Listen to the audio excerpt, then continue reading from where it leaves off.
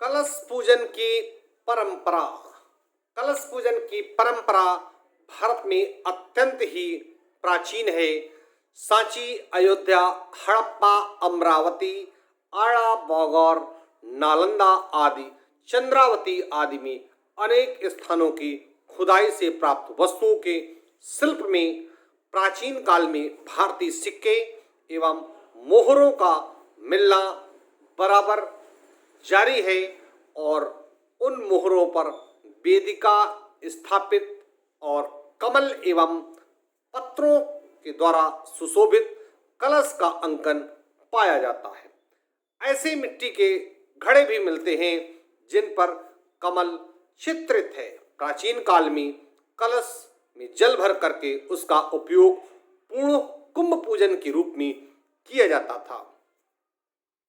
समुद्र मंथन के दौरान अमृतघट हरिद्वार, प्रयाग, नासिक, अवंतिका यानी उज्जैन में असुरों से बचाव के लिए रखा गया था। उसी स्मृति को बनाए रखने के लिए इन तीर्थ स्थलों पर 12 वर्ष तथा 3 वर्ष के अंतराल पर पूर्ण कुंभ और अर्ध कुंभ का विशाल मेला लगता है, जहां लाखों श्रद्धालुओं के अतिरिक्त सिद्ध योगियों और साधु संतों का समागम होता है।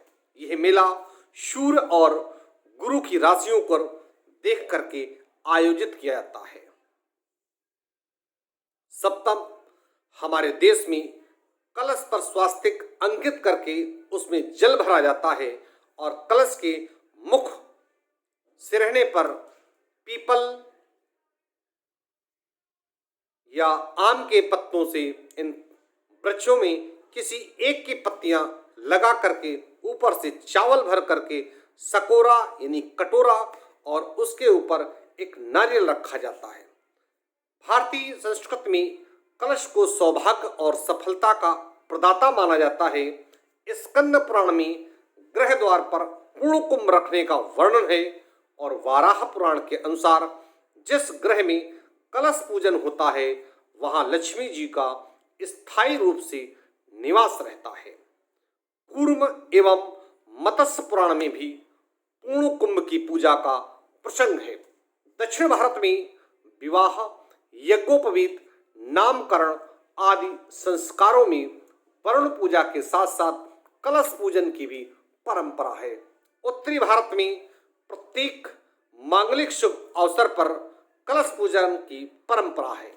समुद्रों के अधिपति वरुण के साथ पूर्ण कुंभ का संबंध शायद इस आधार पर जोड़ा गया है कि समुद्र में अनेक निधियां समाहित हैं। ऋग्वेद में एक स्थान पर कलश पूजन का उल्लेख है। इसका संबंध देवराज इंद्र से माना गया है। यहाँ पर लिखा है कि यजमान का कलश छलछला रहा हो, मानो समृद्ध प्रति शक्ति से भरा हो। इसमें मैंने ये सोम रस भी भर दिया है जिसे आप सब पी सकते हैं। यजुर्वेद के एक सूक्त में सोने के कलश का उल्लेख है।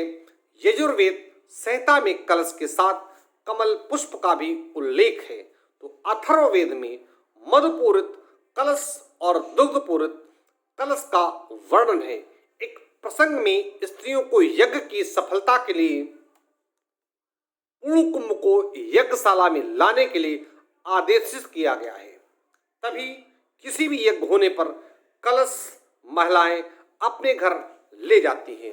जल पूरित पात्र का हमारी संस्कृति में विशेष महत्व सामान्यतः मंगलकारी माना गया है। जल पूरित पात्र के लिए चुलवंग पाली भाषा के ग्रंथ में घट कटाय शब्द का प्रयोग हुआ है। बौद्ध धर्म में भगवान बुद्ध की पूजा में कमल पुष्प युक्त पूर्ण कुंभ का उपयोग होता है और पुष्प पत्रों से सुशोभित जीवनदायी जल से पूर्ण कुंभ की तरह सुविकसित भरे पूरे जीवन का दार्शनिक विचार वैदिक साहित्य में विद्यमान है। ये सदैव भारतीय जनमानस को प्रभावित करता है। सिंधु घाटी की खुदाई से प्राप्त मोहर पर कमल युक्त कुंभ चित्रित है। फूल पत्रों से सुशोभित सीधा साधा घट जो सामान्य जन की कल्पना और वैभव और लक्ष्मी का प्रतीक है। कालांतर में एक अत्यंत अलंकृत कला संस्कृति का अंग बन गया है। इसका उपयोग चौखटों, दरवाजों, स्तंभ शीर्षों, मंदिर तथा स्तूपों के शिखरों की सी वृद्धि होने में लगा है। कुषाणकालीन सोने की मोहरों पर स्वास्तिक चित्रित कलश उत्कीर्ण होता है और नवरात्र के अवसर पर तो कलश पूजन का एक विशेष महत्व है।